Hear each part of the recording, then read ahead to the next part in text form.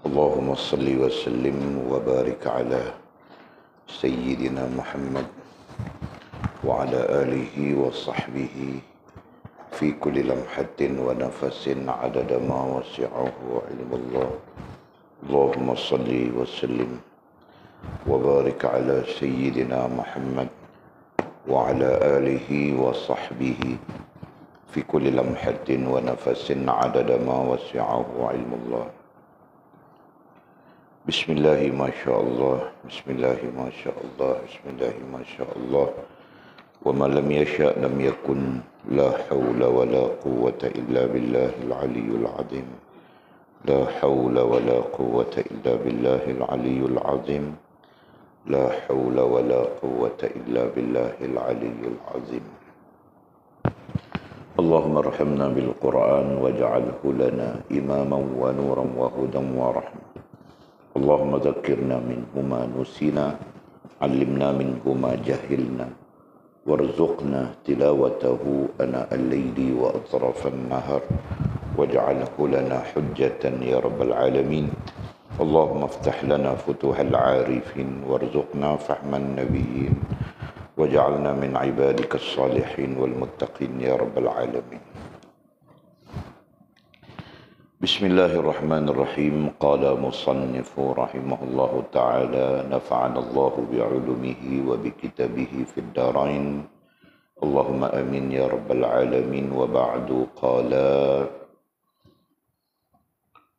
seseorang yang reda kepada Allah subhanahu wa ta'ala sebagai Tuhannya, pasti dia menyerahkan hal ihwalnya kepadanya dengan meninggalkan tadbir dan ikhtiar bagi nafsunya. Seseorang yang reda dengan agama Islam, mengambil dan mengamalkannya. Seseorang yang reda dengan Nabi Muhammad SAW sebagai nabinya, akan menurut jalannya dan arahannya. Oleh sebab itu, tidak sempurna seseorang itu kecuali apa yang disebut tadi ada padanya. Ini kerana mustahil seseorang yang reda kepada Allah Subhanahu wa taala sebagai Tuhannya tidak reda kepada agama Islam dan tidak reda dengan Nabi Muhammad SAW sebagai nabinya. Ini kerana kesemuanya itu sudah lazim berhimpun ke atas dirinya. Kemudian kata musannif, makam yakin. Apabila sudah terhimpun yang tersebut di atas, ke atas dirinya, maka dia diarahkan. Ada bersama-samanya 9 makam yakin. Yaitu taubat pertama, kedua zuhud, ketiga sabar, keempat syukur, kelima khauf, keenam raja', ketujuh reda, kelapan tawakal, dan kesembilan mahabbah.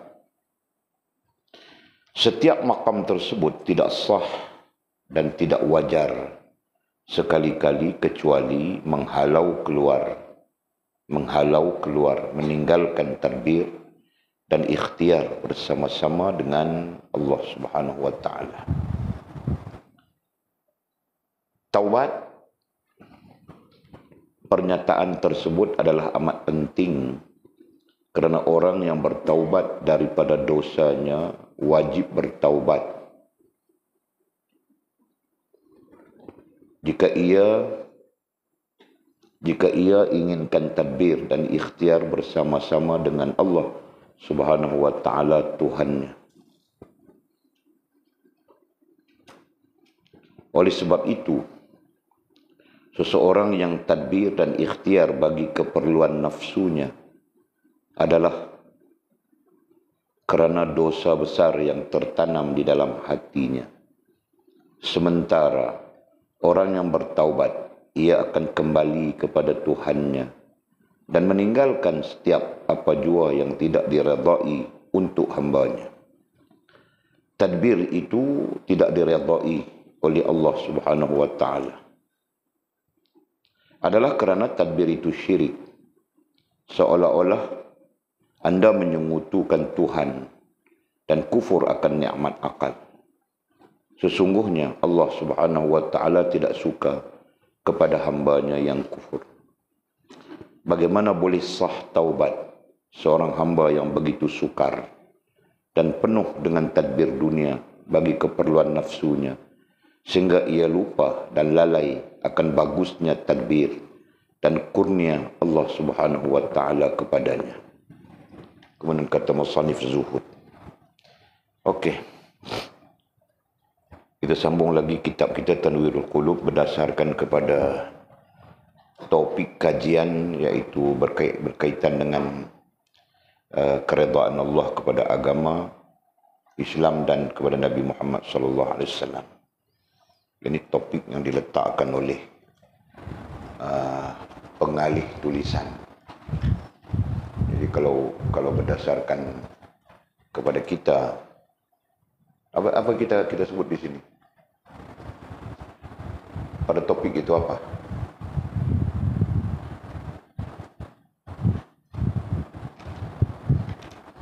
Kita sudah pun berjumpa dengan banyak kekeliruan pada terjemahan ini, pada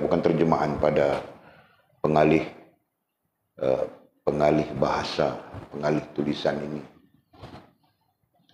Nah, jadi apa yang kita sebutkan? Baca Jul. Apa kita sebut kepada dia tajuk ini, topik ini? Nah, kau sampai kau tulis, kau sendiri pun tidak tahu apa yang kau tulis kah? Nah, kau tulis apa Lina?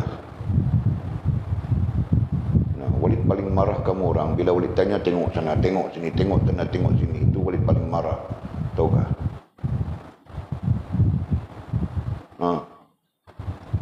Walid tanya apa yang kau tulis saja. Bukan Walid tanya banyak benda.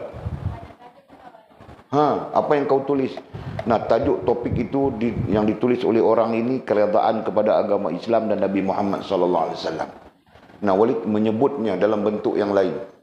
Nah, bentuk yang lain itu apa? Kau tidak tulis? Tiada. Walid tidak menyebut bentuk lain.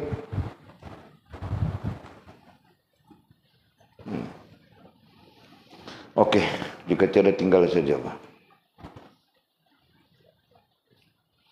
Dan kita sedang berbincang tentang, pada dasarnya kita sedang berbincang tentang tanda. Tanda orang yang redha kepada Allah Subhanahu wa taala sebagai Tuhannya, tanda orang yang redha kepada agama Islam sebagai agamanya, dan tanda orang yang redha kepada Nabi Muhammad sallallahu alaihi wasallam sebagai nabinya. Okey? Nah, itu yang kita sedang belajar.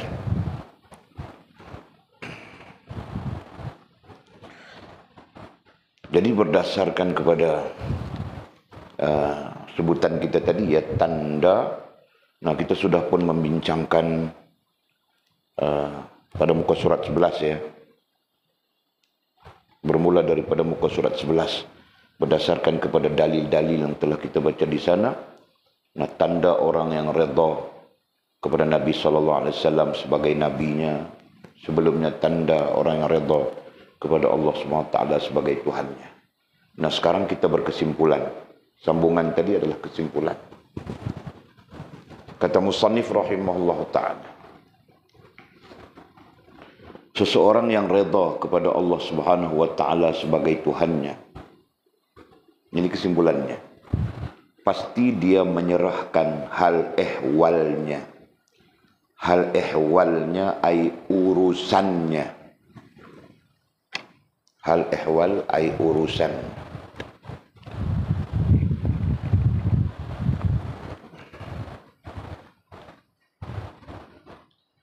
Kepadanya ay Allah Subhanahu wa taala.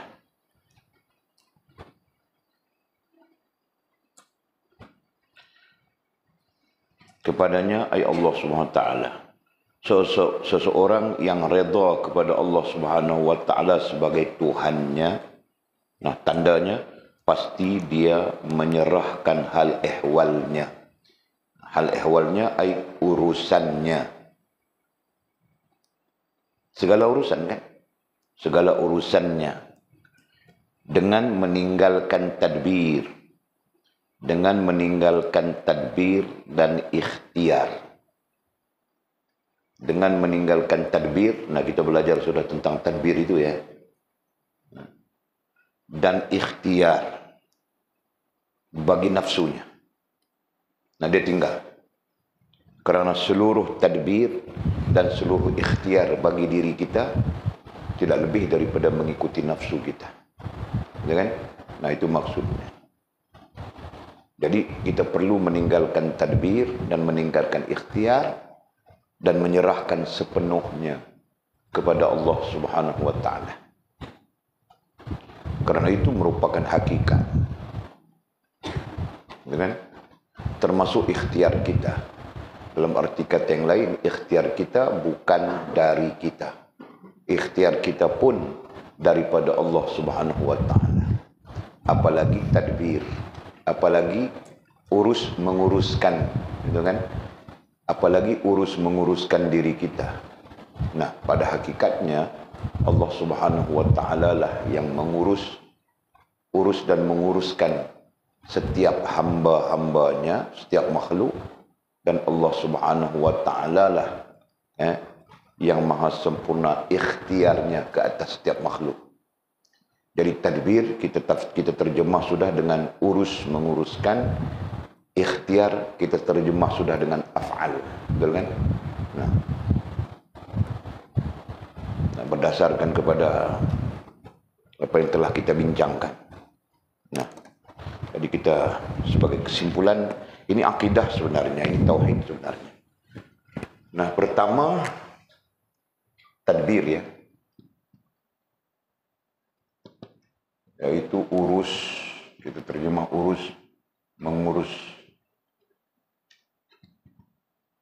menguruskan makhluk.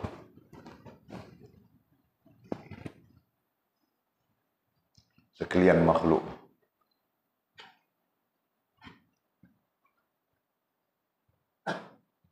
Ya. Nah, yang kedua ikhtiar.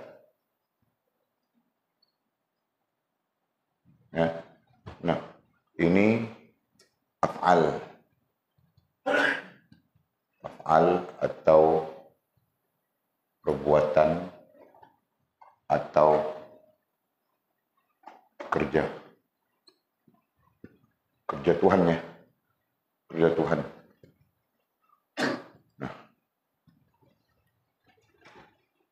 Nah itu boleh paham kan? Ini ulang saja, karena kita berbincang pada kesimpulan ini.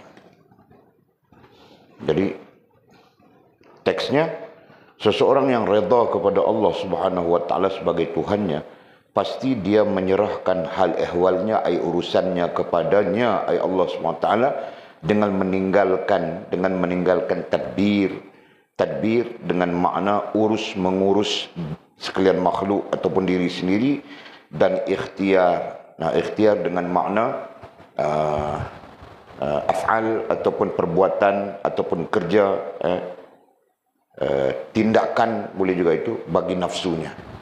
Nah, di sini bagi nafsunya. Ya. Jadi dalam arti kata yang lain, dia menyerahkan tadbir kepada Allah Subhanahu wa taala dan menyerahkan ikhtiar kepada Allah Subhanahu wa taala. Konsepnya kita belajar sudah. Konsepnya di sini adalah rasa dan perasaan. Ya, perasaan. Nah, ini konsepnya. Walaupun pada zahirnya ya berlaku kita mengurus diri kita, ya, pada zahirnya. Walaupun pada zahirnya berlaku kita berikhtiar. Nah, ini berlaku pada zahirnya. Ya kan? Berlaku pada zahirnya kita ikhtiar, berlaku pada zahirnya kita tadbir, berlaku pada zahirnya kita ikhtiar. Nah, memang berlaku. Tetapi hakikatnya disandarkan kepada Allah Subhanahu wa taala. Ya. Hakikatnya disandarkan kepada Allah Subhanahu wa taala. Bagaimana disandarkan kepada Allah Subhanahu wa taala? Melalui rasa dan perasaan kita. Dalam arti kata yang lain, rasa dan perasaan kita ya terikat, terhubung teguh dengan Allah. Nah ini. Nah ini isu kerohanian juga kan. Nah setiap yang namanya kerohanian, tempat sandarannya adalah hati. Tempat sandarannya adalah rasa dan perasaan. Nah, jadi tidaklah di sini menafikan tadbir dan ikhtiar pada zahirnya, tidak. Ya, pada jasmaniahnya tidak. Ya, yang kita nafikan tadbir dan ikhtiar dalam soal kerohanian, dalam soal rasa dan perasaan kita. Nah, dalam arti kata yang lain, tidak boleh ada dalam rasa dan perasaan kita berkuasa menguruskan diri kita sendiri. Paham tak? Nah, tidak boleh ada di dalam rasa dan perasaan kita berkuasa di atas ikhtiar kita. Jelas ya? Nah itu. Nah, ini kasih paham, ini terkait dengan tauhid sebenarnya. Ini tasawuf yang cenderung kepada tauhid.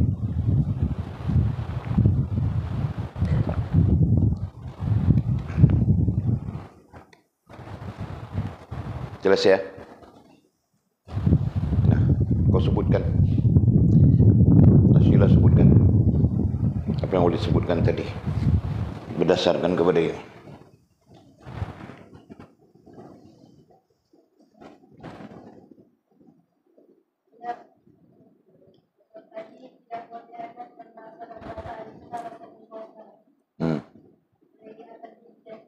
Yes, betul. Ingat ya, nah itu pegangan. Itu bahagian daripada pegangan kita, walaupun daripada disiplin ilmu tasawuf. Nah, apalagi disiplin ilmu tasawuf itu mengajarkan kepada kita tentang bagaimana mau berpegang ya dengan tauhidnya, dengan fiqahnya. Nah, itu lebih-lebih lagi. Oke, jadi jelas sudah. Ya, walaupun pada zahirnya memang berlaku, kita perlu mengurus diri kita sendiri. Kita perlu mengurus anak istri, kita perlu mengurus apa saja yang di bawah pemilikan kita kan, itu secara zahirnya. Begitu juga kita perlu ikhtiar. Ya, itu ini terkait ini, nah itu secara zahirnya. Tetapi secara jasmaniahnya ya. Tetapi secara rohaniahnya, nah tetap terikat, terhubung teguh dengan Allah Subhanahu wa taala. Nah, ini sangat jelas, fakta itu sangat jelas sudah. Ya, jadi rasa dan perasaan kita tetap bahwa Allah lah yang menguruskan kita. Urus dan menguruskan diri kita atau sekalian makhluk. Bahwa Allah Subhanahu wa taala lah ikhtiar Allah Subhanahu wa taala lah yang sempurna. Itu kan? Yang memberi bekas dan sebagainya. Kau makan ubat sekarang tau? Ada makan ubat kah? Pergi tidur. Nanti kau pengsan di situ, lagi susah kami. Pengsan kami antar hospital ya. Oke. Terus.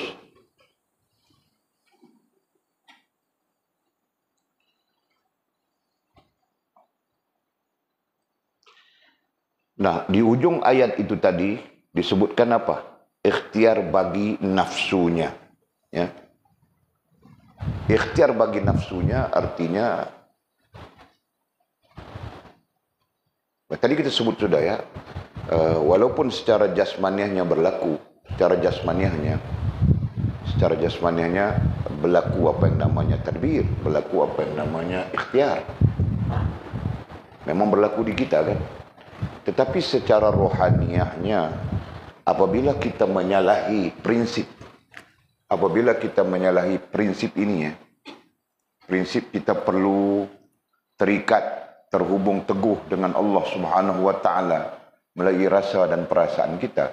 Nah, apabila prinsip ini bercanggah, nah itu bertukar, rasa dan perasaan kita nantinya bertukar menjadi hawa nafsu.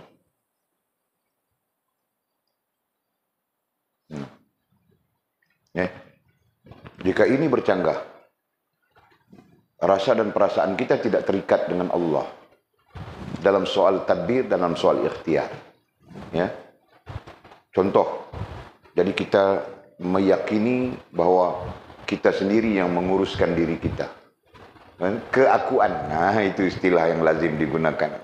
Ya, kita keakuan. Ya. Dalam soal tadbir maupun dalam soal ikhtiar. Nah, kita meletakkan ikhtiar kita itu memberi kesan, tidak ada kaitan dengan Allah Subhanahu wa taala. Misalnya, nah itulah yang dipanggil, yang disebut tadbir hawa nafsu, ya. Berarti rasa dan perasaan kita mengikut hawa nafsu. Nah ini. Ya, berarti ini bercanggah. Di mana tadbir dan ikhtiar yang cenderung kepada hawa nafsu pada hakikatnya akan menafikan Allah Subhanahu wa taala. Akan menafikan kuasa Allah Subhanahu wa taala. Ya, dalam istilah lain akan menafikan qudrat dan iradat Allah Subhanahu wa taala, dan ini adalah salah, ya, dari sudut prinsip-prinsip akidah Ahlussunnah wal Jamaah. Ya. Nah, di situ secara tidak langsung kita melihat kepada betapa pentingnya setting kerohanian, ya, setting rohani sangat penting yang menjadi sebab kepada betul benarnya jasmaniah kita. Jika setting rohaniah itu tidak betul, nah nanti jasmaniah kita pun menyeleweng saja. Dengan nah kita berak pun tidak mampu silang. Betul kan? Nah, melainkan dengan izin Allah Subhanahu wa taala. Kencing pun kita tidak mampu, melainkan dengan izin Allah Subhanahu wa taala. Nah, kalau sudah begitu, apa yang ada pada kita? Masih ada ikhtiarkah? Masih ada tadbirkah? Nah, pada hakikatnya tidak ada. Walaupun zahirnya begitu, tetapi pada hakikatnya, pada rohaninya, sebenarnya kita tidak punya daya dan upaya apapun. Nah, itu jelas, ya. Apalagi mau mendatangkan rezeki, ya kan? Apalagi mau mendatangkan bahagia. Nah, itu yang dicari-cari orang, ya kan? Nah, semuanya milik Allah Subhanahu wa taala. Allah yang menguruskannya, mengaturnya. Ya. Dan kemudian Allah Subhanahu wa taala yang melakukannya melalui qudrat dan iradatnya. Nah, sebab itulah, ya, kalau kita mungkin saja salah paham gitu kan. Nah, kalau begitu Allah Subhanahu wa taala saja yang melakukan, gitu kan. Nah, dia saja yang melakukan, kita tidak melakukan apapun. Nah, itu qadariyah namanya. Ya. Jadi bahagian jasmaniahnya, nah itu tetap berlaku pada kita. Bahagian rohaniahnya saja yang kita perbincangkan seperti ini. Paham nggak? Paham? Ini kau paham nggak? Nah. Jadi boleh kasih lagi jadwal supaya kamu orang lebih nampak, ya. Nah, nantinya akidah kita bagaimana? Akidah kita nanti ada dua keadaan, ya. Satu keadaan rohaniah, rohaniah, ya. Nah, keadaan rohaniah itu menyerah segalanya kepada Allah. Nah, ini keadaan rohaniah. Segalanya diserahkan kepada Allah. Tadbir, mengurus, mengatur, nah itu diserahkan kepada Allah Subhanahu wa taala. Kemudian ikhtiar, nah perbuatan, kerja, melaksanakan itu, nah itu diserahkan kepada Allah Subhanahu wa taala. Kan? Ini terkait dengan rohaniah. Nah, lagi satu terkait dengan jasmaniah. Nah, yang terkait dengan jasmaniah itulah, ya, tadbir dan ikhtiar itu berlaku dengan ikhtiar hamba. Nah, ini jasmaniah. Nah, artinya apa? Secara rohaniahnya kita menyerah keseluruhannya kepada Allah SWT. Tetapi secara jasmaniahnya, nah perlu berlaku yang namanya tadbir, yang namanya ikhtiar, perlu berlaku. Nah itu akidah ahli sunnah wal jamaah. Bagi membezakan kita dengan qadariyah, ya. Qadariyah, jabariyah, mu'tazilah dan sebagainya. Nah berarti ada bahagian perlu diserah bulan kepada Allah SWT, dan ada bahagian yang Allah Subhanahu wa taala izinkan kepada kita. Nah berarti Allah mengizinkan kepada kita bahagian jasmaniahnya. Kan? Nah, jadi pada bahagian jasmaniah itulah perlu ada tadbir, perlu ada ikhtiar. Manakala pada bahagian rohaniah itu perlu ada penyerahan diri, perlu ada penyerahan hati secara sempurna kepada Allah Subhanahu wa taala. Okey.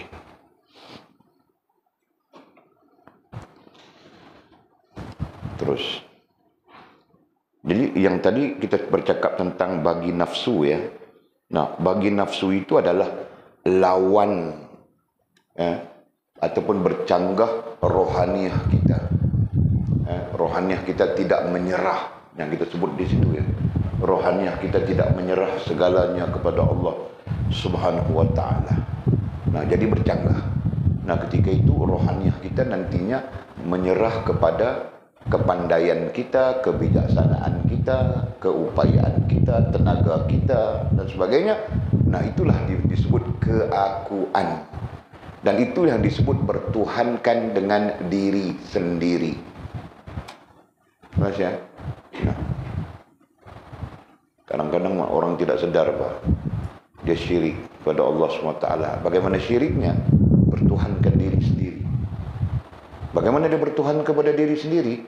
Dia meletakkan, ya, dia meletakkan perbuatannya memberi bekas, ikhtiarnya memberi bekas, ya, mendatangkan hasil. Dia meletakkan urus tadbirnya, urus tadbir dirinya, memberi bekas. Nah, dia meletakkan begitu. Nah, ketika itu dia menafikan rezeki daripada Allah. Betul kan? Ketika itu mereka menafikan rezeki daripada Allah. Mereka meletakkan rezeki daripada ikhtiar mereka sendiri. Faham tak? Yang lain meletakkan rezeki daripada kebijaksanaan dan kepandaiannya. Nah, mereka menafikan hak-hak Allah Subhanahu wa taala. Faham Jul? Nah, ini syirik namanya. Selama mana perkara itu berada di dalam diri kita. Para ulama menggunakan istilah selama mana keakuan itu mendominasikan diri kita. Nah, selama itu kita syirik kepada Allah Subhanahu wa taala. Syirik dengan diri sendiri. Belum lagi syirik dengan yang lain. Kan Jul? Nah, jadi secara rohaniahnya kita penuh sadar. Tidak ada daya dan tidak ada upaya apapun pada sisi kita. Itu secara rohaniahnya. Segalanya milik Allah Subhanahu wa taala. Ya. Secara jasmaniahnya, nah kita terus, ya, berikhtiar, ya, mengurus, mengatur, berikhtiar, ya, bagi diri kita. Nah, itu secara jasmaniahnya. Jelas, ya? Siapa yang tidak paham di situ, ya?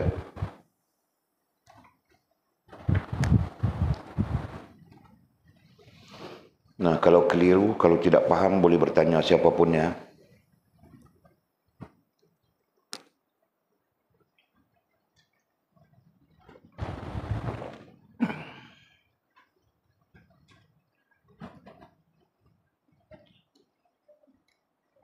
Nah, terus, jika paham terus saja. Ya, silakan. Hah? Oke. Good. Macam mana isunya tadbir nafsu? Ada kan? Jadi kita sebut di sini tadi. Jika ini tidak berlaku, ya, dalam struktur ini, jika ini tidak berlaku ini. Jika ini tidak berlaku, kan? Kita padam dulu. Ini menjurus kemana? Ini menjurus seperti ini.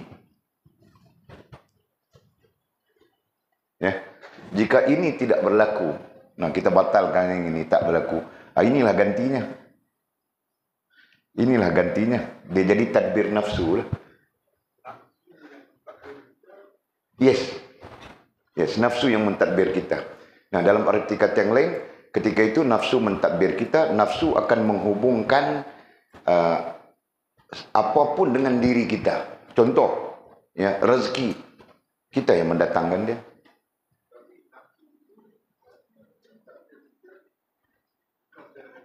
Yes, yes. Nafsu akan manipulate. Karena sifat nafsu itu la'ammarukum bisu. Sifat nafsu itu sentiasa mengajak kita kepada kejahatan, mengajak kita kepada bercanggah. Itu sifat nafsu. Dia akan manipulate langsung. Dia akan menipu kita langsung. Ya, dengan mengatakan kita yang mendatangkan rezeki, tidak kena mengena dengan Allah Subhanahu wa taala. Contohnya. Kan? Dia akan manipulate, dia akan menipu kita. Apapun yang berlaku kerana kita boleh, kita itu, kita ini tanpa perlu bergantung dengan Allah Subhanahu wa taala. Yes. Yes.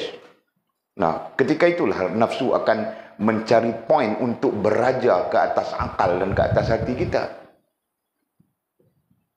Ya kan? Nafsu mencari poin, mencari ruang-ruang untuk dia beraja ke atas akal dan ke atas hati kita. Padahal boleh saja nafsu itu berada di posisi yang paling rendah, betul kan? Kita belajar sudah semua ini. Dan apabila kita tidak berhati-hati, nah dia nanti beraja. Dia menguasai akal, dia menguasai hati kita. Nah, di situ kerosakan-kerosakan yang akan berlaku. Oke, jelas ya fakta nih? Ya, kamu orang jelas ya? Betulkah? Ini belajar di universiti saja, bukan sekolah rendah, tahu kah? Nah, pemahamannya perlu secara begitu. Jangan kamu orang faham secara sekolah rendah, darjah 1, darjah 2. Kata kalau Iye kata kalau ye. Sekolah Tamil.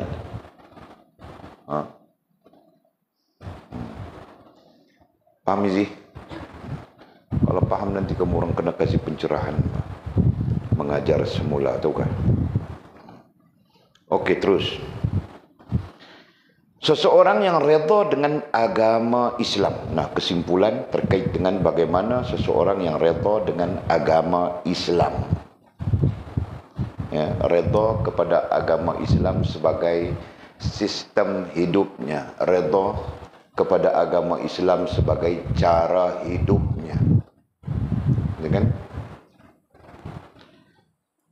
Jadi katanya mengambil dan mengamalkannya. Nah, secara ringkas, pasti ia mengambil dan mengamalkannya. Mengambil, nah, satu sisi, mengamalkannya satu sisi. Kenapa? Karena Islam, al-Islamu huwal hadarah. Islam itu adalah sesuatu yang hadir, yang mendekati, yang perlu diambil dan dipakaikan kepada diri. Ya. Ini menafikan Islam warisan, Islam tradisi, Islam keturunan dan sebagainya. Ini menafikan langsung. Ya, hakikatnya tidak ada Islam keturunan. Sekalipun bapakmu Islam, ayahmu Islam, kau belum tentu Islam. Nah, itu hakikat yang perlu diterima. Kan? Sekalipun nenek moyang beragama dengan agama Islam, nah sampai di kita belum tentu kita Islam sekiranya kita tidak mengambil dan memakai Islam itu pada diri kita. Nah, itu fakta. Paham, Jul? Nah, jangan kita nanti berbangga, oh ayahku Islam, mamaku Islam. Nah, itu ayah mamamu, kau belum tentu. Ya kan? Apalagi nenek moyangku Islam. Kau Kristian, kau Hindu, kau campur aduk saja. Hindu ada, Kristian ada, Buddha ada, macam-macam cara hidup ada di dalam diri kita mungkin. Begitu kan? Paham, Jul? Nah, Islam adalah Islam. Islam sama sekali tidak berkompromi dengan cara hidup yang lain. Ya. Nah, yang lain itu coba berkompromi dengan Islam itu pada hakikatnya. Hukum pernikahan. Nah, Mereka cuba berkompromi dengan Islam. Faham tak? Pada hakikatnya lain daripada Islam, tidak ada pernikahan. Mereka boleh hidup macam haiwan saja, betul? Itu terjadi sudah dalam agama-agama lain. Nah, hukum pernikahan kerana mereka mencedoknya daripada Islam. Padahal mereka tidak ada pernikahan. Faham tak? Nah, nanti belajar sampai dipanggil apa? Sampai belajar sampai kajian agama. Ya. Jangan main tangkap muat saja. Nah, kita belajar. Kenapa dalam agama Hindu ada pernikahan? Kenapa dalam agama Buddha ada pernikahan? Kenapa dalam agama itu, agama ini ada pernikahan? Padahal dasar agama mereka tidak menuntut pernikahan. Sebab itu mereka boleh hidup dalam satu rumah tanpa menikah, betul kan? Nah, tiba-tiba kenapa pernikahan itu menjadi sebahagian daripada kehidupan mereka? Nah, kerana mereka mencedoknya daripada Islam. Nah, itu sangat jelas. Ya. Nah, perlu dikaji itu, perlu belajar itu nanti. Supaya kita tidak tidak tercangak-cangak di tengah orang. Ya. Tidak seperti rusa masuk kampung, tahu kan? Nah, Walid belajar itu perbandingan agama. Nah, itu tesis PhD Walid pertama. Syarif Hidayatullah Jakarta, Muqarranatul Adiyan.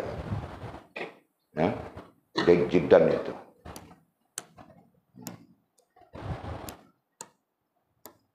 Oke.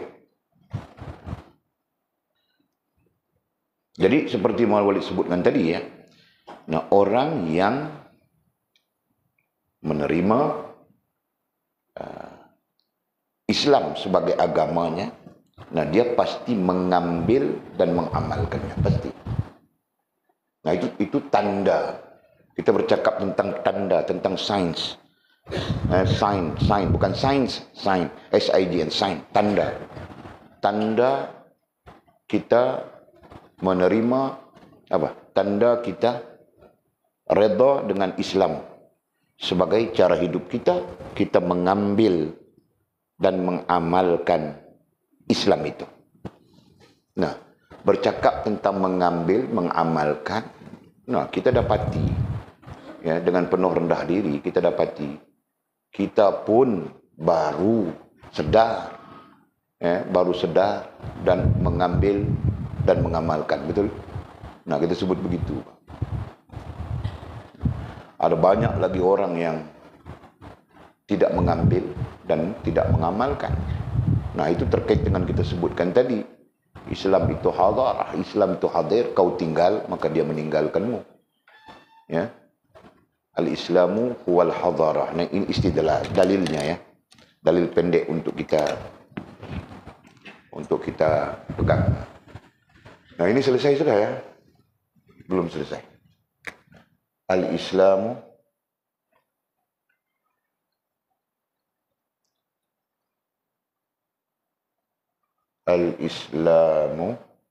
huwal hadarah.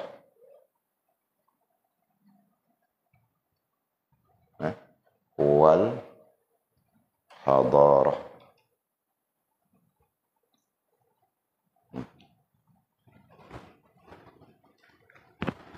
Dengan makna Islam itu ia sesuatu yang hadarah. Hadarah ini ditafsirkan dengan dihadirkan, ya, didatangkan, dipakai, diambil, dilaksanakan. Nah, itu maksudnya hadar. Ya. Nah, hadis yang lain mengatakan al-Islam al-gharib. Ya. Hadis lain menyebut al-Islam, sama saja teksnya, huwa gharibun. Ya. Gharibun. Nah, maksudnya asing. Gharib dengan maksud asing. Nah, kita yang mendekatkan dengan kita. Kan?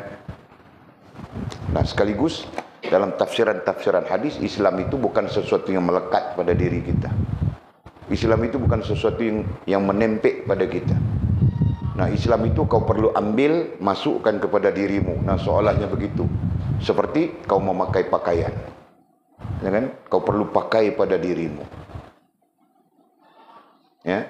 Jadi dengan sendirinya menafikan warisan, keturunan dan sebagainya, menafikan itu. Nah, so dengan hakikat ibu bapa kita Islam, kita belum tentu Islam. Ya kan? Nah, ibu bapa kita pun belum tentu Islam. Nenek moyang kita pun belum tentu Islam. Nah, artinya apa? Artinya setiap individu perlu menentukan keislamannya. Nah, itu. Jelas ya? Hal ini dibincang panjang dalam mazhab Abu Hanifah. Tinggal mazhab kita Syafi'i kurang berbincang tentang itu. Sebagai permulaan kepada Islam kita. Ya kan? Apakah benar kita mengambil dua kalimah syahadah itu kita pakaikan ke dalam diri kita? Nah, dalam agama kita, dalam mazhab kita, hal itu menjadi apa ya? Menjadi hal sampingan. Jadi fuqaha kita menerima ucapan kalimah syahadah itu secara darurah, secara mubasyarah. Berarti kita tahu mengucap dua kalimah syahadah, kita pernah dengar orang mengucapkannya, ibu bapa kita mengucapkannya, memadai sudah. Dengan itu mazhab kita. Di dalam mazhab Imam Abu Hanifah, wajib si ayah mentalqinkan syahadah kepada anaknya. Wajib si suami mentalqinkan syahadah kepada istrinya.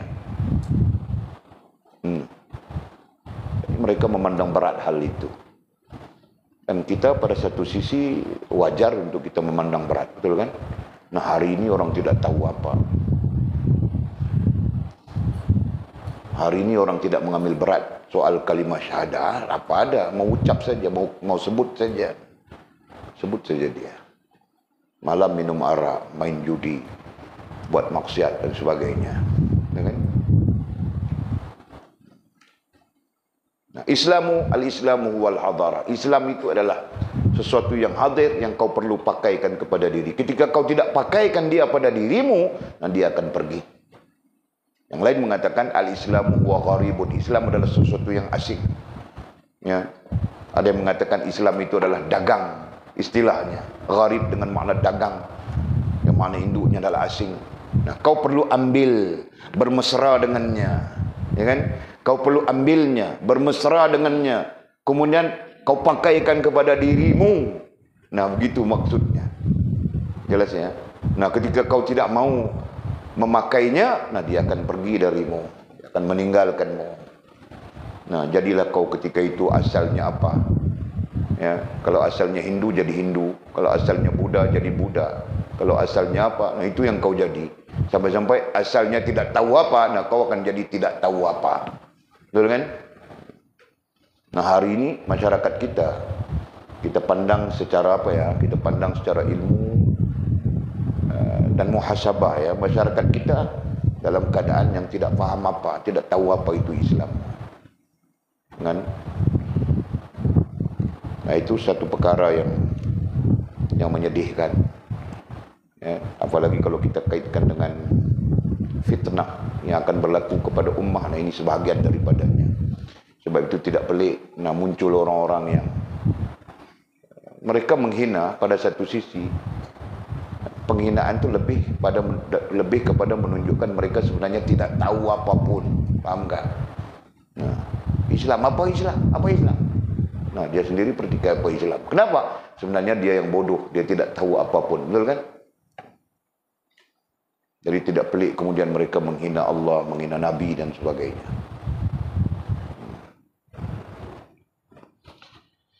La haula wa la quwata illa billahil aliyul azim. Nah, jadi tanda seseorang yang redha dengan agama Islam sebagai kesimpulan mudahnya adalah mereka dia mengambil dan mengamalkannya. Mengambil Islam dan mengamalkannya.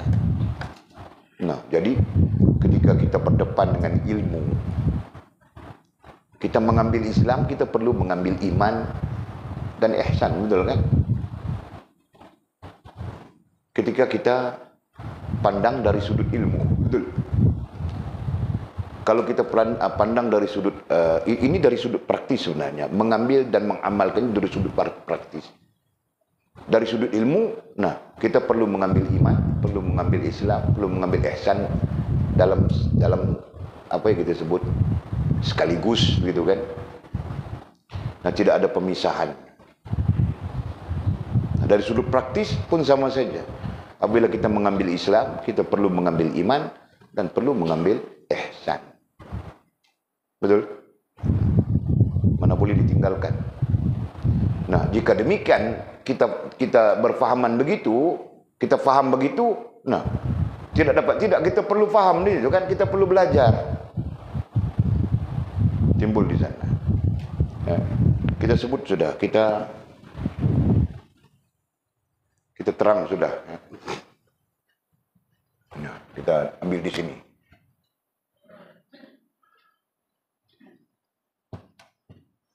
Begitu. Nah, ini iman, ini Islam, ini ihsan. Isunya sekarang adalah diri kita di sini, kita yang mengambil. Oke? Tadi disebut kita ambil Islam. Nah, itu praktikal sebenarnya, praktis. Nah, ketika kita mengambil Islam, kita juga perlu mengambil iman, ya, dan ihsan. Nah, begitu keadaannya. Nah, di sini gambaran kesatuan, tidak ada pemisahan. Ya. Nah, ketika orang mengambil Islam belum tentu mengamalkannya.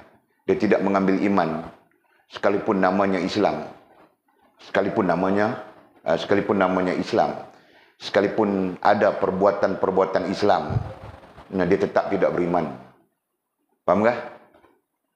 Jelas ya? Paham sih? Nah, si Karim, tidak ada mengenal Karim yang hidup maupun Karim yang mati. Si Karim, ya, dia mengambil Islam. Dia mengambil Islam. Di mana? Dia tahu mengucap 2 kalimat syahadah. Oke?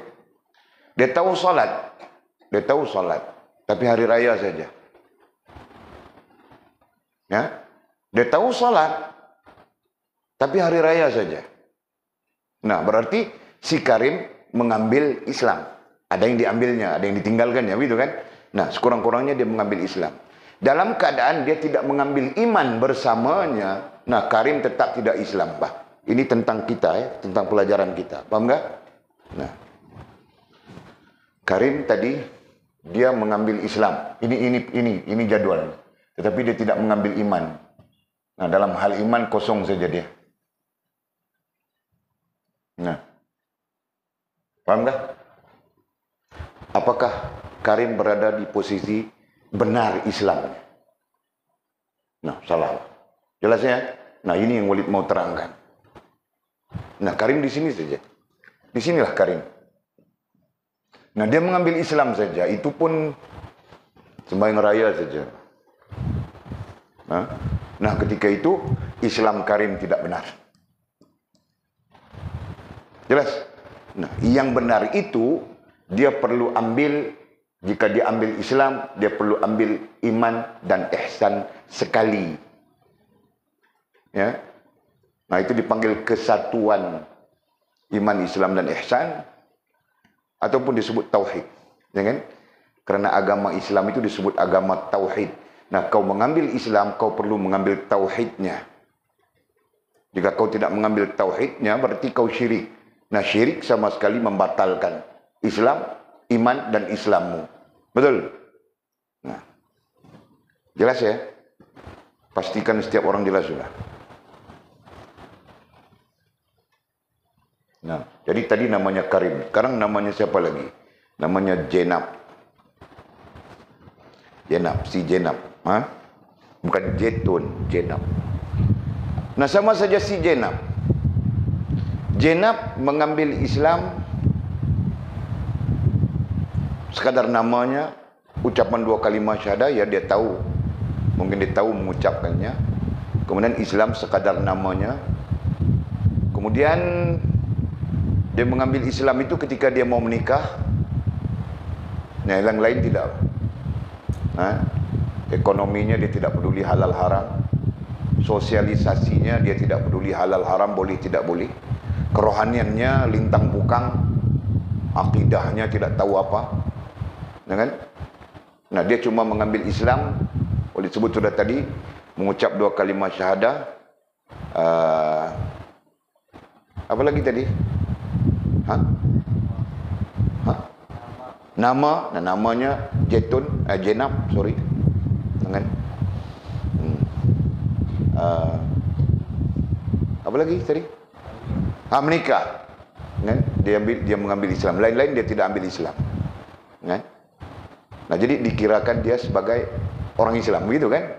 Secara umumnya kita kirakan orang Islam saja. Nah, oke. Tetapi dia tidak mengambil iman. Ya. Dia tidak mengambil iman dipakaikan, disatukan ke dalam dirinya dalam bentuk yang kita sebutkan di situ. Nah, ketika itu Jetun sebenarnya tidak Islam pada hakikatnya. Paham gak? Jelas ya? Kenapa dia tidak Islam? Namanya Jetun. Kenapa dia tidak Islam? Dia mengucap 2 kalimat syahadah. Kenapa dia tidak Islam? Dia menikah. Nah, itu Walid sebut sudah tadi, itu pada zahirnya, ya. Pada hakikatnya tidak. Pada hakikatnya sama sekali tidak. Pada hakikatnya kita belajar sudah perlu satu, ya, sama ada iman campur Islam campur ihsan. Nah, perlu kesatuan begini, atau Islam campur iman campur ihsan. Nah, perlu kesatuan yang sebegini, betul? Jelas ya? Nah, itu. Fatwa tentang ini bukan kita. Fatwa tentang ini ada di dalam. Nah, contohnya kitab kecil kita ini yang sedang kita bincangkan ini pun nantinya akan ada. Kita akan berjumpa.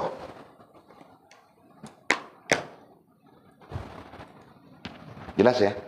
Nah, jadi berdasarkan kepada apa yang kita bincangkan tadi, kata musannif, seseorang yang redha dengan Islam, dengan agama Islam sebagai cara hidupnya, nah, perlu mengambil dan mengamalkannya.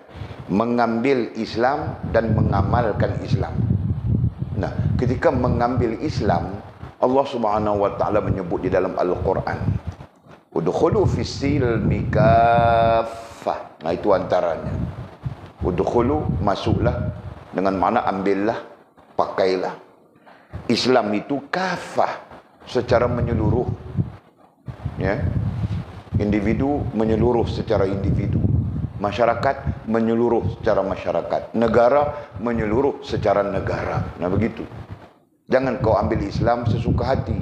Mana kau suka kau ambil, mana kau rasa sesuai, nak kau ambil. Yang tidak sesuai, nak kau tidak peduli, dan sebagainya. Nah, jangan begitu. Kafah dengan makna keseluruhan. Kafah juga dimaknakan oleh ahli tafsir dengan makna sempurna. Nah, ambil Islam secara sempurna. Ya, jangan ambil separuh-separuh. Ya, apalagi dalil-dalil Al-Quran yang banyak menegah kita daripada bersikap sebegitu. Ya, antaranya ialah afatu'minuna bi ba'dil kitab wa takfuruna bi ba'd. Apakah kamu meyakini sebahagian daripada kitab majmu' minal hukmi. Kitab adalah himpunan hukum-hukum. Nah, maknanya apakah kamu meyakini sebahagian daripada hukum-hukum Allah, wa takfuruna bi ba'd, dan kamu kufur sebahagian hukum-hukum Allah SWT. Nah, itu secara literal. Maudhu'nya, apakah kamu beriman dengan sebahagian daripada agama Islam dan kamu menolak sebahagian yang lain? Nah, itu bentuk-bentuk Allah Subhanahu wa taala mempersoalkan kita ketika kita mengambil Islam sesuka hati kita. Faham tak? Nah, jangan. Kita perlu mengambil Islam secara kafah bagi diri kita. Nah, itu bagi diri. Nanti kita berada di dalam masyarakat. Nah, kita perlu menjadi pembina masyarakat, gitu kan? Supaya kita dapat mengambil Islam secara sempurna di dalam masyarakat. Nah, tiba-tiba Mizi jadi Perdana Menteri. Nah, kau perlu mengambil Islam yang sempurna, yang kafah untuk sebuah negara. Faham tak? Nah, jangan kau jadi menteri cak ayam ini. Tahukah? Menteri ayam daging. Tunggu kena sembelih saja, tahukah? Nah, ini menteri-menteri kita semua ayam daging saja. Nah, walau bagaimanapun tidak boleh disalahkan mereka, betul kan? Nah, jika mereka tidak mentadbir, mengurus atur, lagi jahanam semua, lagi rosak semuanya. Okey. Nah,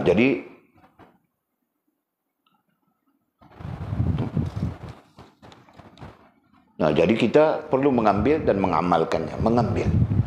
Nah, ketika kita mau mengambil, kita mau mengambil cara mana? Tidak ada jalan melainkan dengan ilmu, kan? Nah, mana mungkin kita mengambil sama ada iman, Islam maupun ihsan. Kita mengambil dengan cara lain daripada cara ilmu. Adakah? Tidak ada, kan? Nah, kalau ada pun anugerah Allah Subhanahu wa taala tanpa belajar, tetap ilmu juga. Namanya ilmu laduni, gitu kan? Nah, itu para ulama sepakat ilmu laduni itu terkait dengan kau belajar kemudian Allah menganugerahkan. Bukan kau ngangat tengok TV tiba-tiba diberi Allah SWT ilmu. Nah, itu bohong mah. Kan? Nah, dia main judi, minum arak, tiba-tiba dia dakwah dapat ilmu laduni. Nah, itu bohong. Tidak mungkin begitu. Yang para ulama sepakatkan adalah ilmu laduni itu diberikan oleh Allah Subhanahu wa taala daripada kebaikan, kesolehan seseorang. Kan? Nah, dia baik, betul saja dia atas track yang betul. Kemudian Allah menganugerahkan kepadanya ilmu. Ya kan? Nah, itu. Ini cap ayam saja tiba-tiba dakwah dapat ilmu laduni. Banyak orang yang mendakwah begini, kamu orang tahu kan? Banyak. Akhirnya ada pengikut namanya Lewing saja. Nah, itulah Rasul, seorang perempuan di Kuala Kangsar. Apa namanya, lupa sudah. Dia perempuan, mula-mula dia mendakwa, dia setiap usaha. Setiap usaha Nabi. Kemudian dia mendakwakan dia Nabi. Perempuan dia. Ini tahun 93-94 gitu di Kuala Kangsar. Nah, rentetan daripada situ datang Tuhan Harun, Rasul Melayu di Perlis, ada seorang pensyarah universiti. Nah, mula-mula dia mendakwakan wahyu selalu turun kepada dia. Nah, perlahan-lahan dia mendakwakan dia Rasul Melayu. Dialah yang membawa Islam.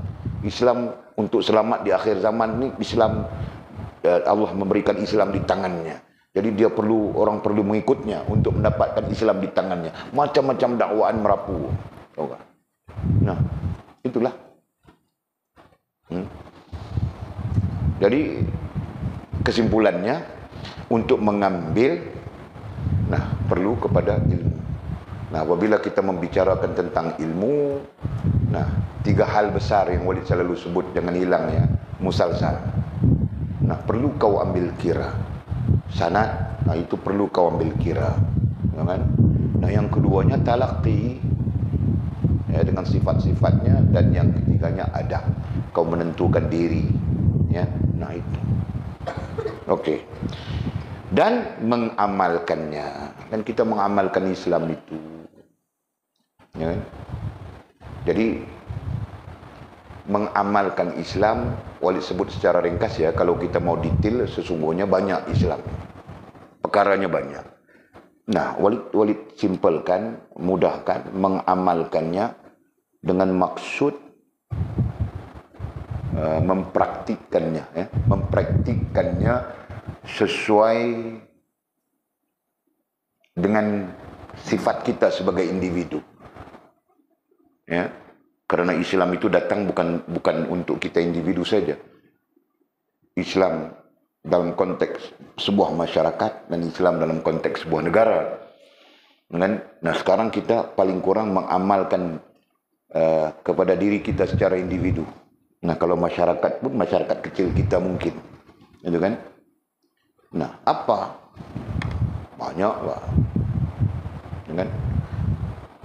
Apa? Nanti timbul pertanyaan. Nah, Walid sebut tadi sudah, Walid mau ringkaskan daripada banyak itu, Walid ringkaskan. Apa? Alif, sin, lam, alif, mim. Nah, itu. Ya. Ingat kami mimi? Nah, mau mengamalkannya, apa yang perlu diamalkan Walid? Alif, sin, lam, alif, mim. Nah, itu. Itu saja.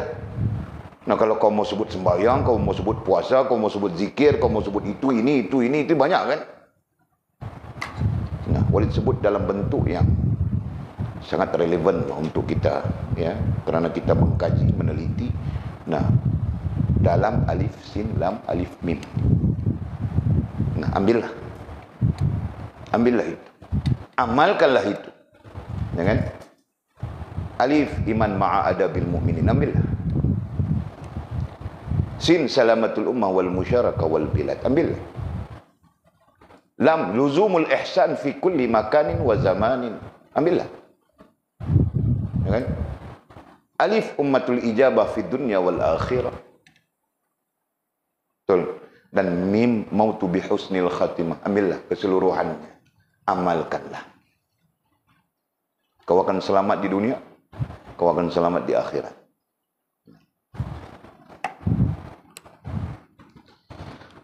Oke, terus. Kemudian kata musannif, seseorang yang redha dengan Nabi Muhammad SAW sebagai nabinya. Nah, ini hal redha dengan Nabi. Apa tandanya? Nah, kata musannif, akan menurut jalannya. Akan menurut jalannya dan arahannya. Akan menurut jalannya.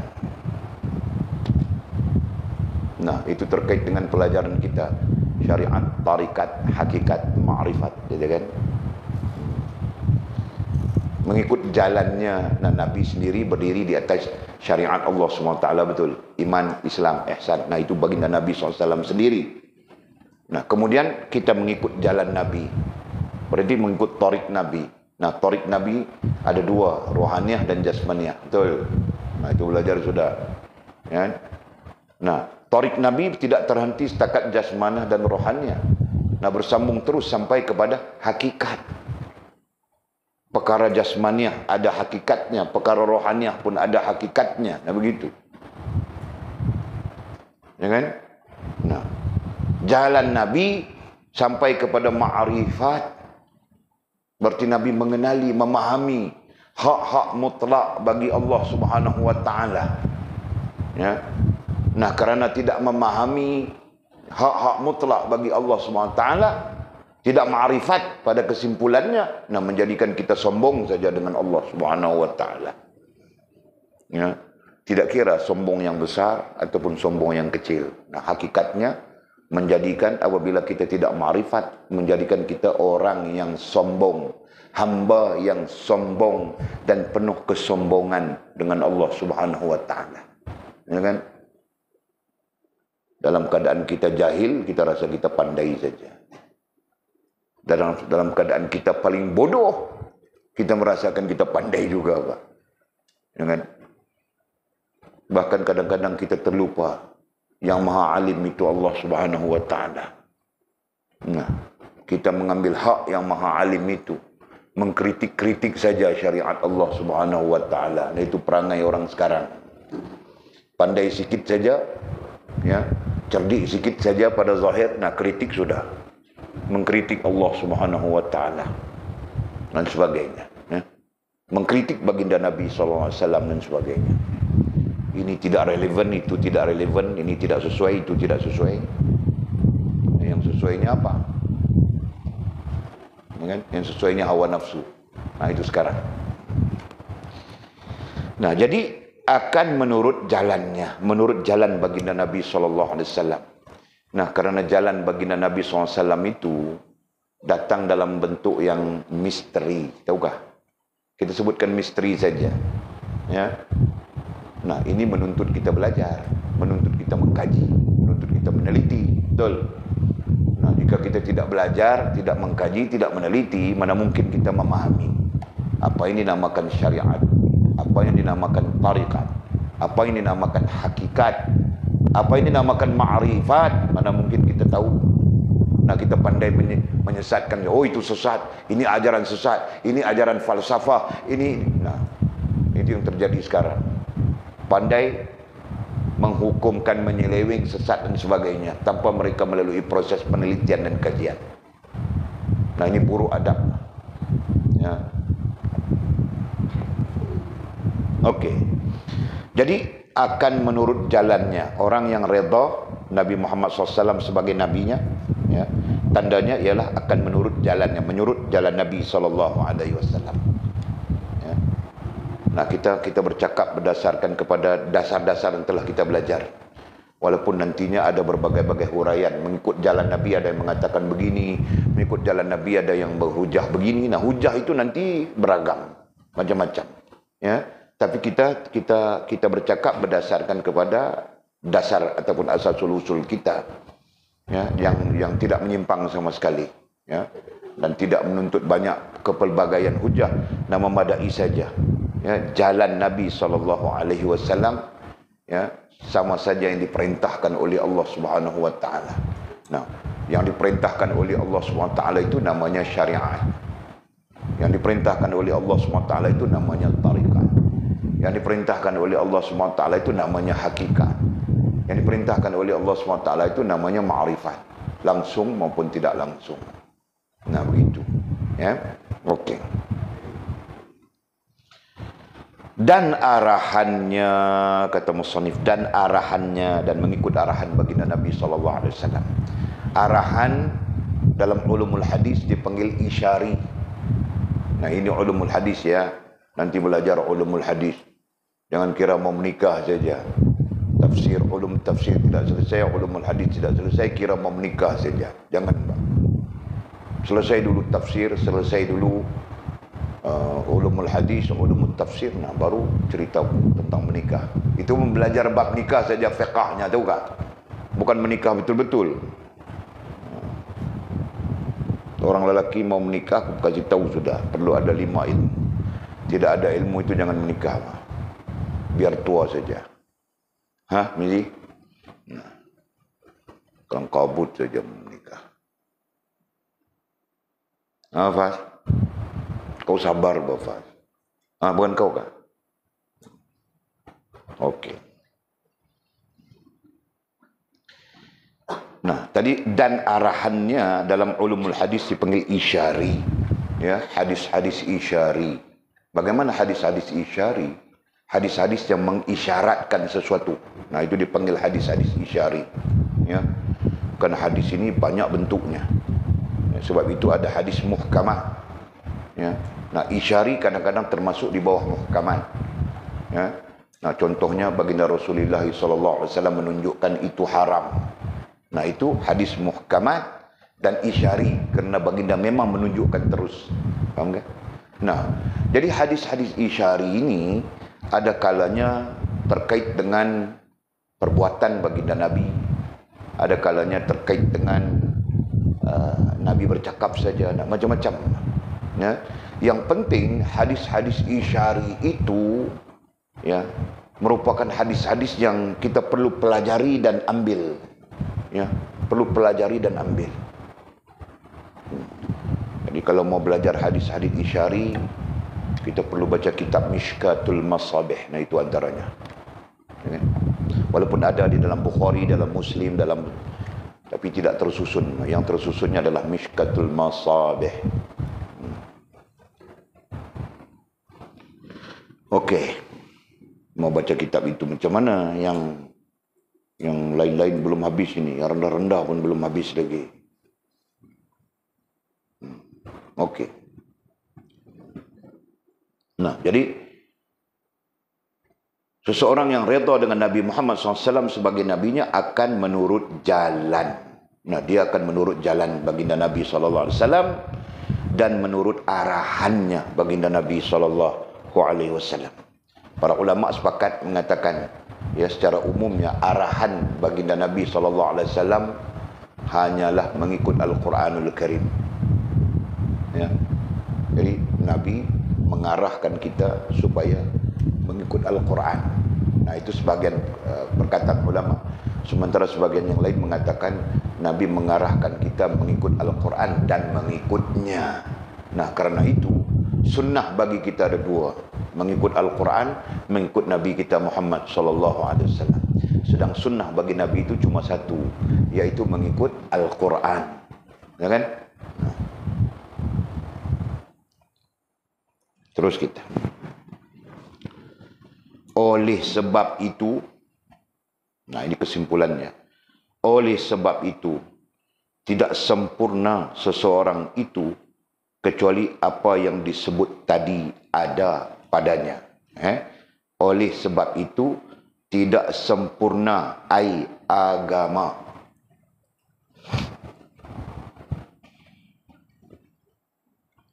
Oleh sebab itu tidak sempurna ai agama seseorang itu. Nah, agama ya, kita bercakap tentang agama. Agama adalah apa? Dalam ranking 3 hamba diri kita, agama Allah Subhanahu wa taala. Nah, agama itu sebagai apa? Sebagai wasilah kan? Tidak sempurna agama berarti tidak sempurna wasilahmu. Tidak sempurna wasilahmu berarti Allah tidak menerimamu. Nah, itu hukum akal ya. Bagaimana Allah mau menerima kita dalam keadaan kita tidak sempurna? Wasilahnya tidak sempurna. Kan? Paham kan? Nah, yang menerima orang wasilah tidak sempurna ini Afrika, mat Afrika saja, tahu kan? Mat black. 3 bulan kemudian menjadi kaldai dadah. Nah, itu puncanya. Karena wasilah yang tidak sempurna berarti tidak kenal. Lingkup Jahanam. Nah, itu yang terjadi. Ya. Jadi jelas itu. Oleh sebab itu tidak sempurna ai agama seseorang. Jadi isu kita adalah untuk menyempurnakan agama pada diri kita, betul kan? Nah, keadaan apapun, situasi apapun, kita mau menyempurnakan agama pada diri. Karena agama itulah wasilah yang menghubungkan kita dengan Allah Subhanahu wa taala. Nanti wasilah itu terkait siapa, terkait nabi dan sebagainya. Itu perbincangan lanjut. Ya, tapi dasarnya agama itu wasilah yang menghubungkan kita dengan Allah, dengan maksud tidak terhubung kita dengan Allah Subhanahu wa taala tanpa berwasilahkan agama. Nah, bayangkan tidak sempurna. Dengan ada pendapat mengatakan tidak sempurna itu masih lagi boleh diterima. Tidak mengikut agama. Nah, itu lagi buruk. Kan? Okey. Oleh sebab itu tidak sempurna ai agama seseorang itu kecuali apa yang disebutkan, tidak dibunyikan, apa yang disebut tadi ada padanya. Nah, apa yang disebut tadi? Nah, paragraf yang di atas itu. Menerima Allah SWT, redha Allah SWT sebagai Tuhan, menerima dan redha Allah SWT sebagai Tuhan, menerima dan redha Nabi Muhammad, agama Islam sebagai agama, menerima dan redha Nabi SAW sebagai ikutan. Nah, itu. Nah, itulah. Apa yang disebut tadi, nah itu. Ada padanya, ada pada diri kita. Jadi ada pada kita menerima Allah Subhanahu wa taala, menerima dan redha Allah Subhanahu wa taala sebagai Tuhan. Lulus. Ya, itu terkait iman. Menerima pada diri kita agama Islam. Nah, lulus. Itu terkait agama sudah. Menerima Nabi SAW sebagai Nabi kita. Nah, itu jalur-jalur agama itu. Terkait dengan agama itu. Maka sebab itu disebut agama adalah Nabi. Nabi adalah agama. Nah, terkait dengan agama langsung. Agama yang sempurna adalah mengikut baginda Nabi SAW. Nah, ini nanti Wahabi mengambil kesempatan bilang, itulah sebabnya kita kena ikut Nabi. Ya betul, kau siapa? Nah, kami memerlukan ulama menafsirkan hadis-hadis Nabi. Nah, kau cap ayam saja tiba-tiba mengaku ulama dan boleh menafsirkan hadis. Nah, kami lebih senang mengikut ulama-ulama sebelum kau, Pak. Gitu kan? Daripada mengikut kau. Faham tak?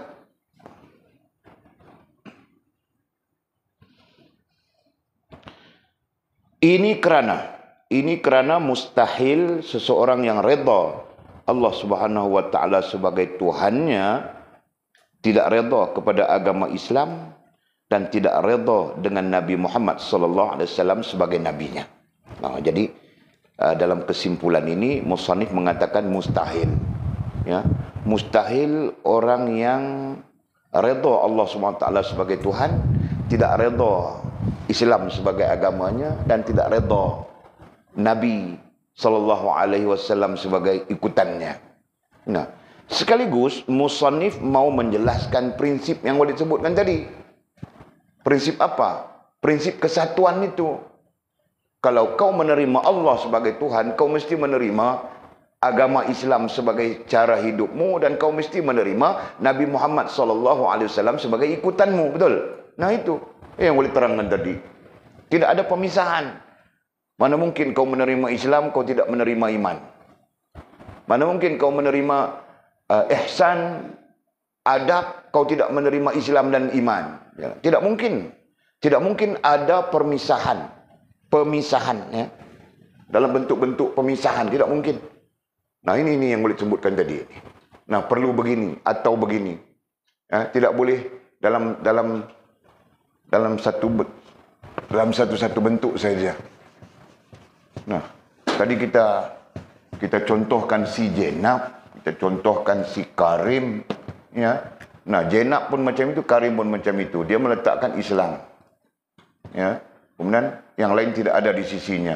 Nah, ini Jenab dengan Karim. Nah, ya, mana mungkin begini? Islam saja begini, berdiri begini saja, mana mungkin?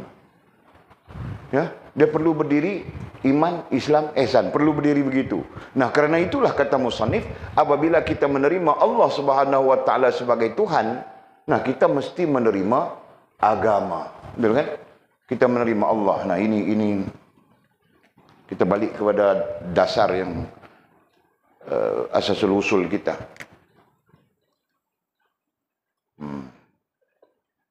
Ini asasul usul kita, Allah, agama, diri. Nah, konsep ini. Apabila kita menerima Allah Subhanahu wa taala sebagai Tuhan, maka kita mesti menerima Islam sebagai agama. Ya kan? Nah, diri kita di sini. Apabila diri kita menerima Allah Subhanahu wa taala sebagai Tuhan, nah secara langsung kita perlu menerima agama Allah Subhanahu wa taala, itu kan? Nah, ini maksudnya. Apabila kita menerima agama, nah kita perlu menerima baginda Nabi sallallahu alaihi wasallam. Kenapa? Karena Nabi itu adalah agama. Nabi yang menunjukkan kepada kita agama. Apalagi perbincangan kita yang baru lepas. Nabi lah yang dipakaikan oleh Allah Subhanahu wa taala agama, kemudian diutuskan di sisi kita sebagai modal, sebagai role model. Betul? Itu berdasarkan Al-Quran. Uswatun hasanah. Ya kan? Nah, Nabi Allah memakaikan kepada dia agama. Jelas ya? Paham sila? Nah. 25 Nabi, 25 Rasul merupakan manusia-manusia yang dipakaikan Allah Subhanahu wa taala kepada mereka agama. Nah, tinggal umat ini disuruh lihat mereka, perhati mereka, ya, atau dengar mereka, atau ikut mereka. Nah, itu saja. Betul. Nah, karena itu agama tidak pernah terpisah dengan Nabi. Ya, mengamalkan agama perlu diamalkan mengikut Nabi. Nah, itu mutlak. Nah, diri kita di sini. Ketika diri kita menerima Allah, maka diri kita mesti menerima agama Islam. Kan? Jelas ya? Nah, itu faktanya.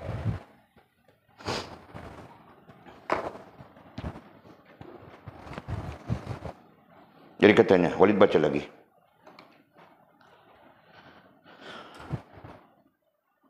Ini kerana mustahil. Nah, ayatnya mustahil di sini ya. Mustahil artinya tidak mungkin. Ya. Ini kerana mustahil, kamu orang kan tidak mungkin. Seseorang yang redha kepada Allah Ta'ala sebagai Tuhannya, tidak redha kepada agama Islam. Tidak mungkin. Dia redha Allah sebagai Tuhan, nah dia tidak redha kepada agama Islam. Atau dia tidak redha kepada Nabi Muhammad SAW sebagai nabinya. Tidak mungkin begitu. Nah, faktanya adalah tidak ada pemisahan dalam penerimaan yang kita sebutkan. Nah, itu faktanya.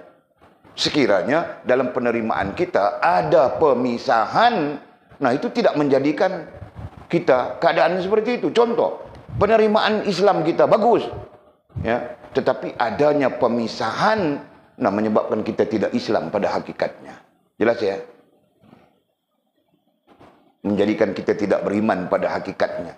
Nah, apabila kita mewujudkan pemisahan-pemisahan dalam penerimaan. Ya. Faham ya? Kasih faham betul, wahai anak-anakku. Faham Dina? Betul. Betul kau faham? Nah, kau kena selalu sembang-sembang itu, tahukah? Daripada kau sembang-sembang kisah-kisah jambatan tanpa ruli, rumah atap ke bawah, kundasang. Nah, lebih baik kau sembang ini di dapur itu, tahukah? Ya.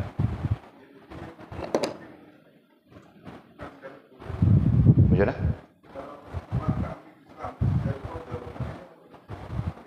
Yes. Itu pada hakikatnya. Kita sebut ini pada hakikatnya.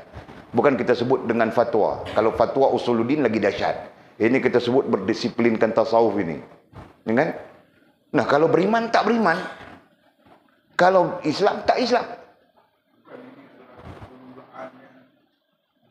Dia okey. Saya faham gini. Kena faham gini. Dia ada dua sisi pandang. Satu sisi pandang menerima dengan redha. Buat belum? Belum cerita buat lagi. Hak tu yang dipakai itu. Dia belum buat, dia belum boleh buat ke semua. Tapi dia menerima dengan redha bahawa inilah Islam. Itu sah. Itu yang selesailah di situ. Isu dia adalah menerima dengan redha. That is the point. Clear dah? Sama saja dalam soal iman.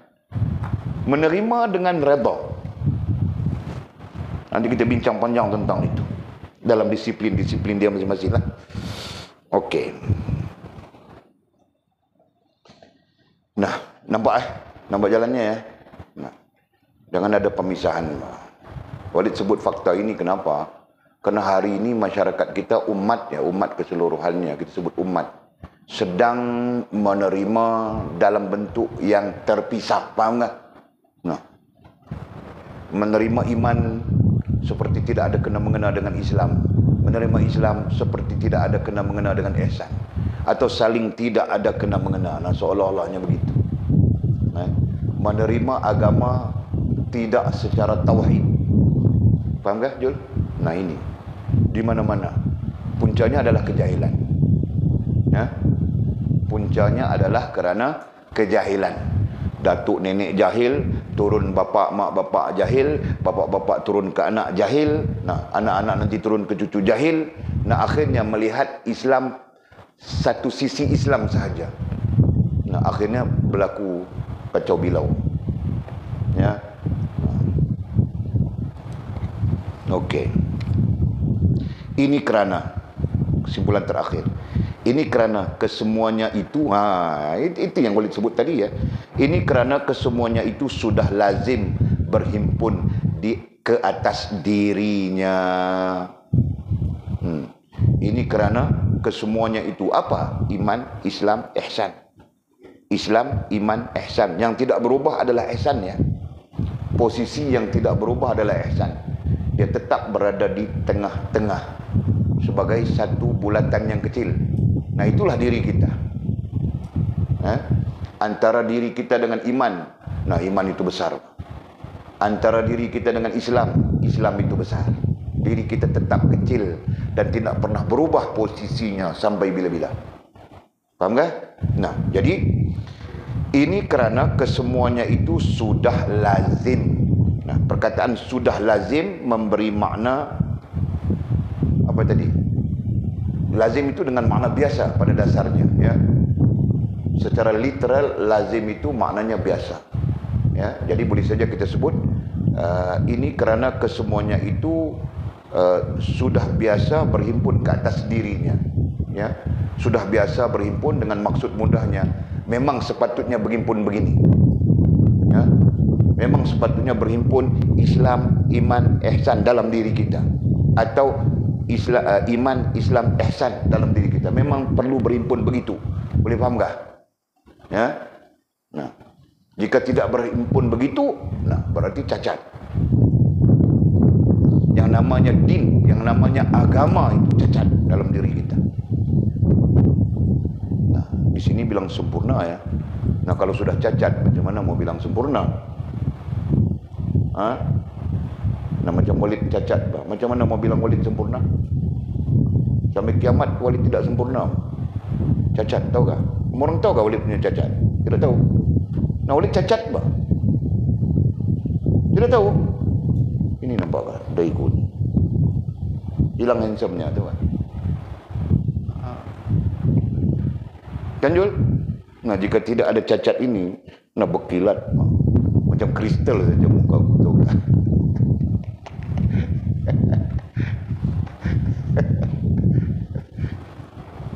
Kamu orang pun macam ya saja. Astagfirullahaladzim. Aku merapu saja, tahukah? Okey. Nah, jelas sudah. Ini kerana kesemuanya itu sudah lazim berhimpun atas dirinya. Aku tunjuk lagi, bah, supaya ini jadi muktamad sudah. Jadi tahqiq ya. Ilmunya jadi tahqiq sudah. Jangan kita pening-pening lagi. Sampai kita di peringkat tahqiq sudah. Nah, apabila tahqiq, kita boleh baca kitab laju-laju saja. Nah, kelompok yang tidak dapat laju, nah kita kena buat lain.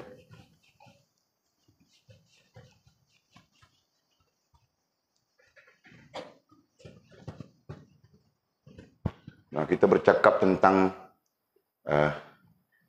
Allah, agama, diri. Ini konsep ya. Okey. Nah, kemudian kesempurnaan agama itu terletak pada kita menerima 1, 2, 3 ya. Menerima iman, Islam, ihsan dalam kesatuan. Ya, menerima dalam kesatuan. Nah, tidak boleh ada pengasingan. Ya. Nah, hari ini orang menerima Islam, dia tidak peduli iman. Berarti dia mengasingkan, betul? Nah, ramai orang menerima Islam. Di mana-mana pun. Namanya Jenab, namanya Joyah, namanya Fas, namanya Sila, namanya nama-nama macam kita kan? Nah, di sebelah kita, kalau sebelah Jawa sana, namanya Hartono, Haryanto. Nah, aku pun tidak tahu nama-nama mereka kan? Mereka mungkin menerima Islam. Tapi menerima Islam dalam keadaan tidak menerima iman. Atau dalam keadaan tidak menerima ihsan. Nah, selama-lamanya tidak benar Islam itu. Itu disebut sudah tadi. Ya. Nah, jadi bagaimana sepatutnya? Nah, sepatutnya kita menerima dalam bentuk satu kesatuan yang kita sebutkan tadi. Ya, kita menerima dalam bentuk satu kesatuan. Begini, menerima iman, nah, nanti ada perkara-perkara terkait menerima Islam, perkara-perkara terkait menerima ihsan, dan perkara-perkara terkait. Secara lazim, ya kan? Nah, secara lazim itulah merujuk kepada makna satu kesatuan yang tidak boleh dipisahkan. Jelas ya? Nah, sekira-kira apabila kita menerima secara tidak sempurna, bagaimana? Nah, mungkin kita menerima Islam saja. Umumnya orang menerima Islam saja. Tidak peduli iman, tidak peduli ihsan. Nah, ketika itu tidak sempurna jadinya. Agama menjadi tidak sempurna. Nah, istilah kita sangat lembut ya. Tidak sempurna. Itu sangat lembut istilah kita. Tapi kalau kita kembali kepada istilah tahqiq di sini, ya di sini nantinya, kafir saja. Munafik saja. Ya kan? Nah. Jadi bahaya ya. Satu hal yang kita perlu hati-hati. Nah, itu maksudnya. Jelas ya? Nah, mudah-mudahan Allah melimpahkan kepada kita ilmu pengetahuan ya. Kita mohon Allahumma ya Allah, limpahkanlah kepada kita ilmu pengetahuan. Lembutkanlah hati kita yang keras, yang susah mau paham ilmu ini. Kan? Ampunkanlah dosa-dosa kita yang mengotorkan rohaniah kita, yang menjadikan sukar untuk kita memahami ilmu. Ya kan? Mudah-mudahan kita faham ini hal-hal yang sangat penting. Bukan untuk orang lain, untuk diri kita khususnya. Ya. Nah, kita berhenti di situ, kemudian kata musannif maqam yaqin. Nah, besok kita akan masuk satu lagi, akan datang ya, kita akan masuk isu baru, maqam yaqin. Nah, ini pun kita belajar sudah. Kita cuma tinggal kaitkan saja nanti. Wallahu a'lam. Silakan.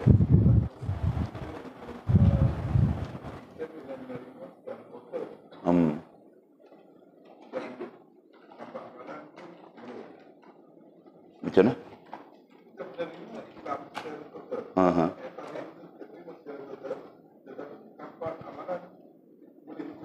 Yes, kita Islam apabila kita menerima Islam dengan sempurna.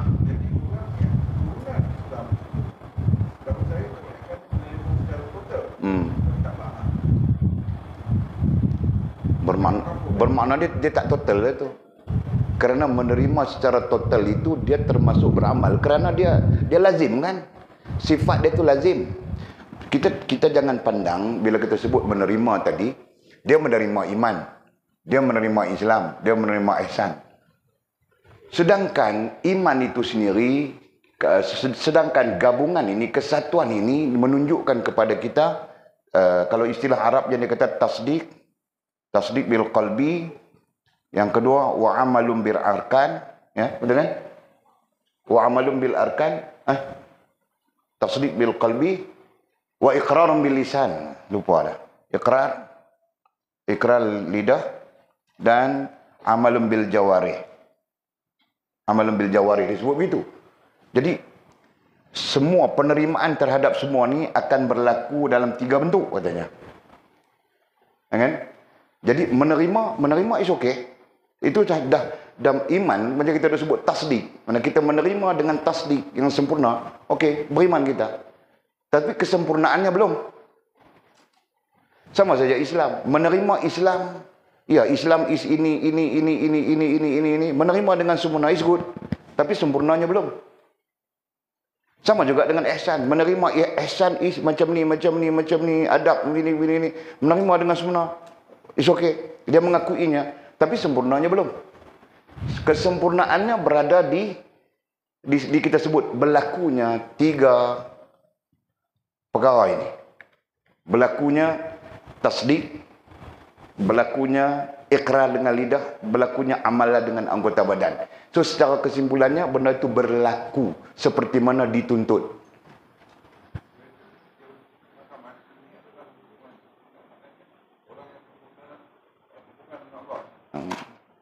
No, bukan maksud sempurna hubungan dengan Allah. Maksudnya sempurna menerima hal-hal terkait dengan iman, hal-hal terkait dengan Islam, hal-hal terkait dengan ihsan.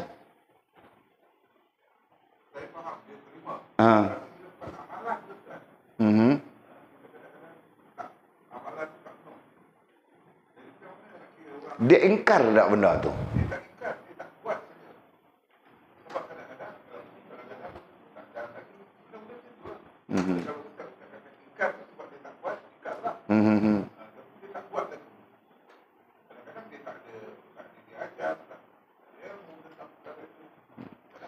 Ya, okey, saya faham. Nah, kalau para ulama dalam hal begitu, mereka mengklasifikasikan mukmin, mengklasifikasikan sebagai beriman tapi asi, beriman tapi derhaka. Nah, maksudnya dia tak sampai membatalkan iman dia. Begitu. Tetapi posisinya adalah derhaka. Posisinya tu. Ya. Kita akan berjumpa tentang Mahdi tanya tu sebenarnya membabitkan fatwa. Dia akan ada di dalam kitab Tuhfatur Raghibin. Nanti kita akan sampai part dia. Cuma kita sebut dulu, dia panggil mukmin asi. Jadi maksud Bang Haji ini, orang ni menerima dengan baik tentang iman. Menerima dengan baik tentang Islam. Menerima dengan baik tentang ihsan. Cumanya dia sendiri tak boleh nak laksanakan. Dia sendiri pun bercanggah. Jadi dia di situ posisinya adalah beriman dia. Berislam dia, berihsan dia, posisinya. Tetapi tidak sempurna. Kenapa tidak sempurna? Kerana dia masih lagi tidak melaksanakan apa yang menjadi tuntutan dalam tiap-tiap sesuatu itu. Betul kan? Jadi keadaan orang ni disebut sebagai mukmin tapi asi. Disebut sebagai muslim tapi ada sifat nifaq dia. Kan?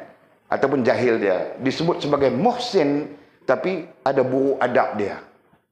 Itu yang kita gambarkan tidak sempurna tadi. Jadi dari sudut tahqiq, orang ni, orang sebegitu disebut sebagai apa ya? Sebagai mukmin yang asi. Itu istilah dia kan. Rasa-rasanya disebut mukmin asi, seingat saya lah.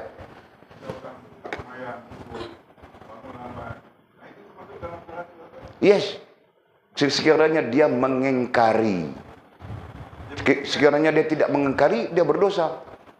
Dia di posisi dosa.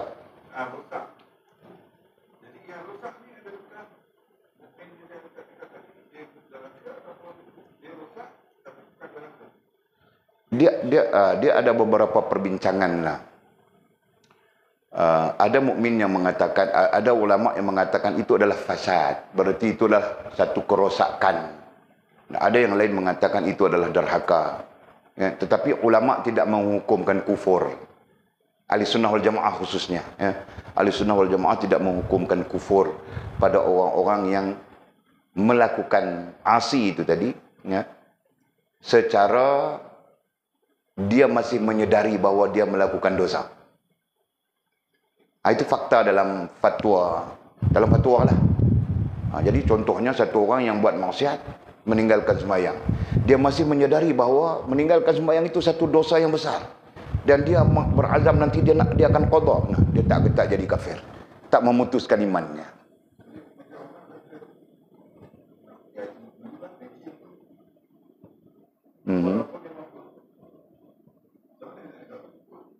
Saya tidak berfatwa lah, tapi fatwa-fatwa yang ada mengatakan kalau begitu keadaannya dia sedang buruk adab dengan Allah Subhanahu Wa Taala, dan buruk adab itu termasuk asi, termasuk derhaka. Nah itu, wallahu alam. Dengan macam ni, inilah. Kadang-kadang dia punya alasan dia begitu begini. Jadi sebab itulah Nabi SAW menyeru, para sahabat menyeru, sifat yang terbaik adalah taqwa, takutlah kepada Allah. Nah begitu. Kan orang yang macam Haji cerita tadi, dia punya kemampuan begitu begini tapi tak selesaikan begitu begini, dia ada takut-takut yang lain. Takut itu, takut ini, takut kopi Mekah lagi, bini menikah lain, takut, banyak takutnya. Jadi banyak takut inilah yang kita mengaji dalam tasawuf, dia panggil berbimbang. Itu istilahnya. Kan? Jadi berbimbang sampai-sampai hak Allah patutnya diutamakan, dipinggirkan. Jadi sini apa? Implikasinya apa? Implikasinya adalah buruk adab kita dengan Allah Subhanahu Wa Taala. Rosak satu benda namanya ihsan. Kemudian implikasi lain, derhaka kita kepada Allah Subhanahu Wa Taala. Rosak lagi satu perkara, nama dia Islam. Dan sampai-sampai kalau hang lebih percaya atas mula masuk kepada isu keyakinan. Kalau hang lebih yakin ini lebih penting, ini lebih besar daripada syariat Allah Subhanahu Wa Taala, nah itu masuk dalam soal iman, rosak iman pula dah di situ. Kan? Nah, jadi dia akan berkait lah. Di situlah kenapa para ulama, para nabi, para sahabat khususnya menggunakan istilah, menggunakan ayat takut kepada Allah itu lebih baik. Nah, dalam banyak keadaan mereka akan mengatakan takutlah kepada Allah, takutlah kepada Allah, takutlah kepada Allah. Betul lah. Kadang-kadang kita punya alasan begitu begini tanpa rasa takut kepada Allah SWT. Alasan duk kecoh Allah Subhanahu Wa Taala, padahal Allah Taala Maha tahu kecoh apa. Jangan kita macam tu kan. Nak kecoh manusia boleh lah. Kecoh Allah Taala, kecoh je lah. Saya kecoh manusia, saya banyak akal saya. Boleh je nak kecoh. Tapi Allah Taala nak kecoh macam mana? Begitu. Kan? Boleh clear nah? Alhamdulillah. Tengok dalam ini kitab kecil lah kan. Kitab kecil lah tentang perkara-perkara yang terkait dengan akidah, nanti kita bincang. Tuhfatul Raghibin. Kitab besarnya itulah. Ada di situ banyak. Allahuakbar. Mudah-mudahan Allah Ta'ala bagi kita kesempatan mengkaji banyak kitab lagi. Amin ya rabbal alamin. Nah, ada soalan kah? Tidak. Please. Bismillahirrahmanirrahim. Alhamdulillahirabbil alamin, wassalatu wassalamu ala asyrafil mursalin sayyidina wa maulana Muhammad wa ala alihi wa sahbihi ajma'in. Allahumma iftah lana futuhal arifin warzuqna fahman nabiyyin waj'alna min ibadikas salihin. Allahumma ihdinas siratikal mustaqim صراط الذين أنعم الله من النبيين والصديقين والشهداء والصالحين اللهم ربنا افتح بيننا وبين قومنا بالحق وأنت خير الفاتحين اللهم أعنا على ذكرك وشكرك وحسن عبادتك اللهم فقهنا في الدين وعلمنا التأويل اللهم فقهنا في الدين وعلمنا التأويل اللهم فقهنا في الدين وعلمنا التأويل وصلى الله على سيدنا محمد وعلى آله وصحبه وبارك وسلم والحمد لله رب العالمين تقبل الله منا ومنكم أقم الصلاة